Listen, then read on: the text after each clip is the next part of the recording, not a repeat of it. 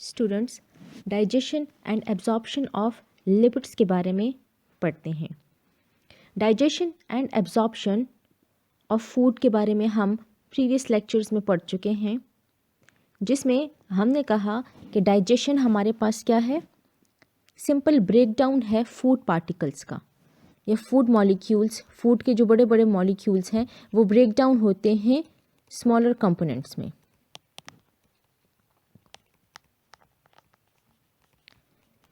Digestion में क्या होता है, फूड जो है वो ब्रेक डाउन होता है सिंपलर या स्मॉलर कंपोनेंट्स में ताकि वो आसानी से एब्जॉर्ब हो सके। डाइजेशन हमारे पास क्या है, break down of food particles, चाहे वो कार्बोहाइड्रेट्स हैं, चाहे वो प्रोटीन्स हैं, चाहे वो लिपिड्स हैं।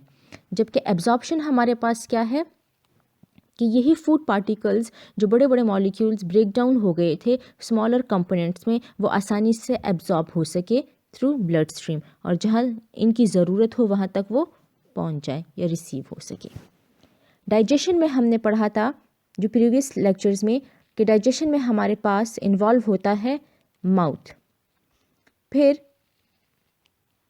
खुराक या फूड पार्टिकल्स आगे प्रोसीड करते हैं और स्टमक तक पहुँचते हैं, फिर प्रोसीड करते हैं और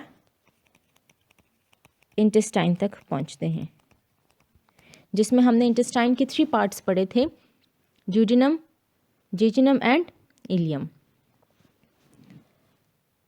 माउथ में हमारे पास जो हम खुराक लेते हैं बाहर से, चाहे वो कार्बोहाइड्रेट्स हो, चाहे वो प्रोटीन्स हो, चाहे वो लिपिड्स हो, पहले हम माउथ के थ्रू लेते हैं।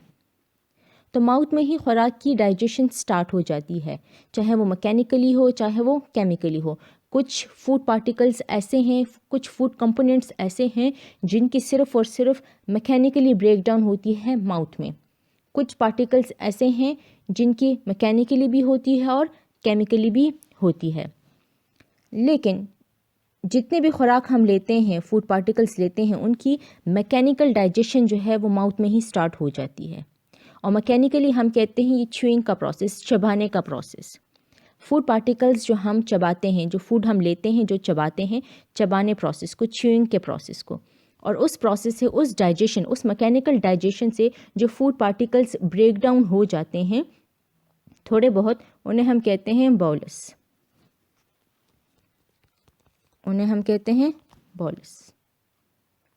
फिर जितनी ब्रेक डाउन होनी होती है फूड की वो हो जाती है, जो रह जाते हैं वो आगे प्रोसीड करते हैं और पहुंचते हैं स्टमक तक।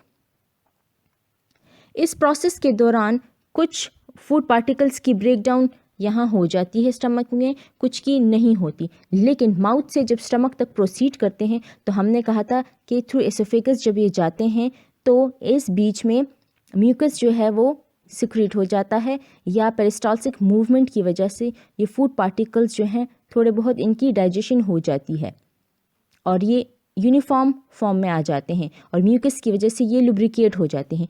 उस यूनिफॉर्म फॉर्म को हम कहते हैं फूड के काइम। फिर जितनी डाइजेशन होनी होती है वो हो जाती है, जो रह जाते हैं वो फूड पार्टिकल्स आगे प्रोसीड करते हैं और इंटेस्टाइन तक पहुंचते हैं, इंटेस्टाइन के ड्यूडेनम पार्ट तक। और फिर वहाँ पर पेनक्रियाज या लिवर जो है वो अपने एंजाइम्स सिक्रेट करते हैं और फूड की डाइजेशन या ब्रेकडाउन हो जाती है। इस इंटेस्टाइन के ड्यूडेनम पार्ट तक जब फूड पहुंचता है तो इस पार्ट तक पहुंचते पहुंचते उनकी ब्रेकडाउन कंप्लीट हो जाती है, राइट। इंटेस्टाइन के ड्यूडेनम पार्ट में सारी डाइजेशन कंप्लीट हो जाती है। फिर यहाँ से जो है वो एब्जॉर्प्शन का प्रोसेस स्टार्ट हो जाता है। वो एब्जॉर्प्शन हमारे पास सिंपल डिफ्यूजन के प्रोसेस से भी हो सकता है, जिसमें हम कहते हैं कि पार्टिकल्स या मॉलिक्यूल्स या सोल्यूट जो हैं वो हायर कंसंट्रेशन से लोअर कंसंट्रेशन की तरफ मूव करते हैं। वो एब्जॉर्प्शन हमारे पास फैसिलिटेटेड डिफ्यूजन के प्रोसेस से भी हो सकती है, जिसमें हम कहते हैं कि मॉलिक्यूल्स या सॉल्यूट जो है वो हायर कंसंट्रेशन से लोअर कंसंट्रेशन की तरफ मूव करते हैं, लेकिन एक ख़ास रास्ते को क्रॉस करके, एक ख़ास रास्ता इस्तेमाल करते हैं, तभी वो मूव कर सकते हैं, वरना नहीं। वो एब्जॉर्प्शन हमारे पास एक्टिव ट्रांसपोर्ट के थ्रू भी हो सकता है, जिसमें हम कहते हैं कि लोअर कंसंट्रेशन से हायर कंसंट्रेशन की तरफ मूव करते हैं, लेकिन इस प्रोसेस में हमारे पास एनर्जी की ज़रूरत पड़ती है। इस सिंपल डिफ्यूजन और फैसिलिटेटेड डिफ्यूजन या फैसिलिटेटेड ट्रांसपोर्टेशन या एब्जॉर्प्शन में हमारे पास एनर्जी की ज़रूरत नहीं पड़ती, इसलिए इन दोनों प्रोसेस को कलेक्टिवली हम पैसिव ट्रांसपोर्ट या पैसिव एब्जॉर्प्शन भी कहते हैं।